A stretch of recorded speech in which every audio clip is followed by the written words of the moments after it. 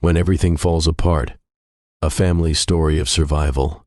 The camera captured what words often fail to express, a family holding on by a thread. Mark and Sarah Henderson sat on their living room couch, their 2 daughters behind them, in what would become the most vulnerable moment of their lives shared with the world. This wasn't a carefully staged photo shoot. This was raw reality, frozen in time. The collapse. Just 18 months earlier, the Hendersons were living comfortably in suburban Michigan. Mark worked as an engineer at an automotive supplier, a job he'd held for 9 years. Sarah balanced part-time work as a dental hygienist with raising their daughters, 9-year-old Chloe and 7-year-old Mia. They weren't wealthy, but they were secure. They had a modest home, reliable cars, and enough left over for family vacations and the girls' activities. Then the dominoes started falling. It began with Mark's back injury, a herniated disc that progressively worsened until he could barely stand for more than 20 minutes. Surgery was recommended, but the recovery time was 6 months. Mark took medical leave, expecting to return to work once he healed. He never got that chance. While Mark was recovering, his company lost their major contract. Layoffs swept through the organization like wildfire. Mark received the news while still in physical therapy. His position had been eliminated. After 9 years of dedication, he was out. The timing couldn't have been worse. Mark was still recovering, unable to take on physical work.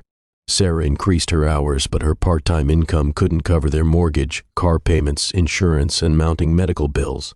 Their savings evaporated within 3 months. The downward spiral Sarah watched their life unravel with horrifying speed. First, they missed a mortgage payment, then another. Credit card minimums became impossible to meet.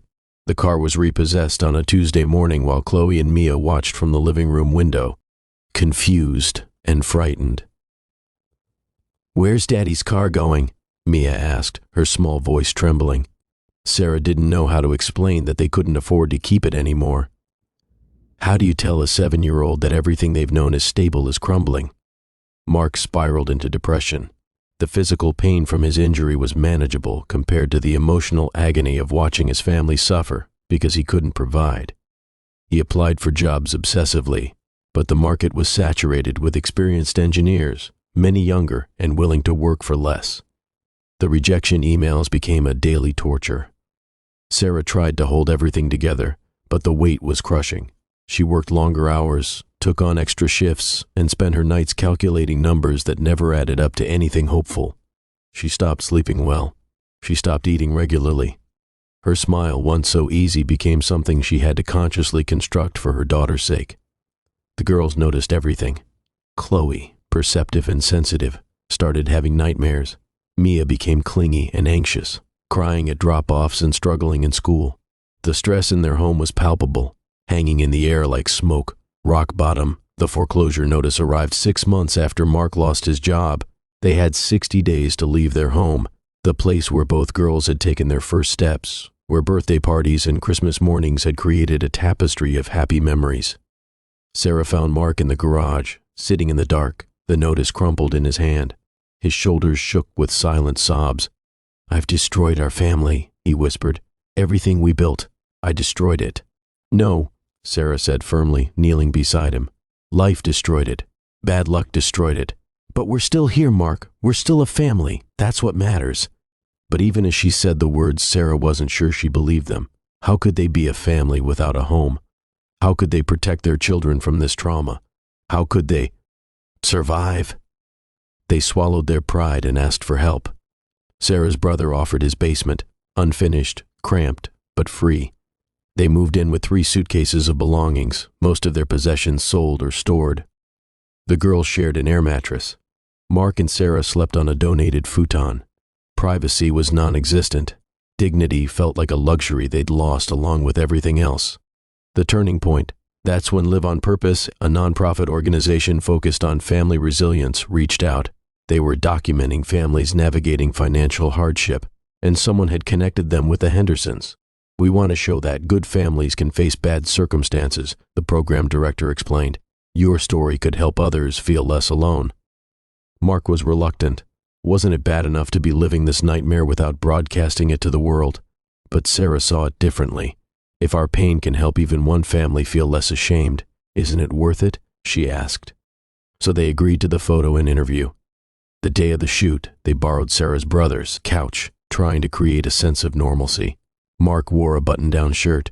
Sarah put on makeup for the first time in weeks. They wanted to look put together, even though they felt shattered.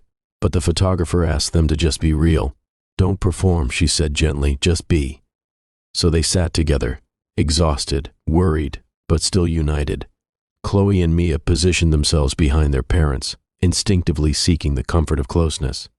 The camera captured the weariness in Mark's eyes, the determined set of Sarah's jaw, the innocence of children affected by circumstances beyond their understanding. The tips that saved them. In the interview, the Hendersons shared the hard-won wisdom from their darkest period. Communicate honestly. We started telling each other the truth about how scared we were, Sarah explained. That vulnerability brought us closer instead of driving us apart. Ask for help early. We waited. Too long, Mark admitted. By the time we asked for help, we were in crisis. Don't let pride delay reaching out to family, friends, or community resources.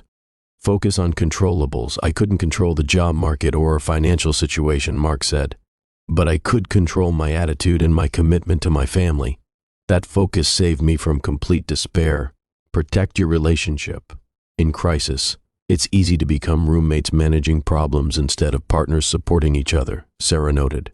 We had to intentionally connect, even when we were exhausted. Be age-appropriately honest with kids. Our girls knew something was wrong, Sarah said.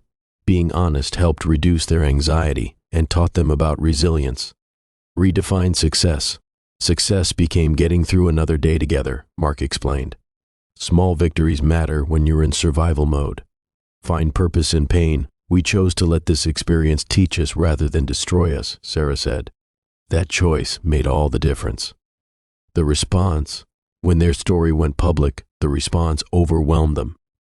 Thousands of people shared similar experiences: job loss, medical crisis, foreclosure. The messages poured in from families who had felt alone in their shame and suddenly realized they weren't.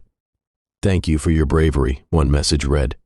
You helped me ask my family for help instead of losing everything first. Your story saved my marriage, another person wrote. We were blaming each other. Seeing your unity gave us hope. More tangibly, Mark received job leads from people who saw the story. One led to an interview, which led to a position as a project coordinator. Not his old salary, but enough to start rebuilding. Where they are now, a year after that photo was taken, the Hendersons moved into a small rental house. It's modest, but it's theirs. The girls have their own room again. Sarah and Mark sleep in an actual bedroom with a door that closes. Mark's job isn't glamorous, but it's stable. Sarah continues working, and they're slowly paying down debt. They'll probably never own a home again, at least not for many years. Their credit is damaged, their savings non-existent, their retirement plans derailed. But they're together, they're surviving, and slowly, carefully, they're beginning to believe in the possibility of thriving again. Chloe still worries more than a 10-year-old should. Mia has separation anxiety. Mark battles depression. Sarah struggles with financial PTSD, panicking at unexpected expenses. Recovery isn't linear or complete. The scars remain, but so does the love. So does the resilience. So does the family that refused to break, even when everything else did. The message: if the Hendersons could speak to families in crisis today, they would say this: you are not alone. You are not failures. Your struggle doesn't define your worth or your family's value. Ask for help. Be honest with each other. Focus on what you can control. Celebrate small victories. Choose purpose over victimhood. These tips won't solve all your problems. They won't pay your bills or eliminate your stress, but they might help you survive with your family intact, your dignity preserved, and your hope still flickering. And sometimes survival is enough. Sometimes survival is everything. The photo of the Henderson family remains a powerful testament to the strength of ordinary people facing extraordinary hardship. Behind the weary eyes and brave faces is a story that thousands of American families live every day, a story of loss, struggle, perseverance, and the enduring power of family love. They didn't choose this struggle, but they chose how to face it. That choice changed everything.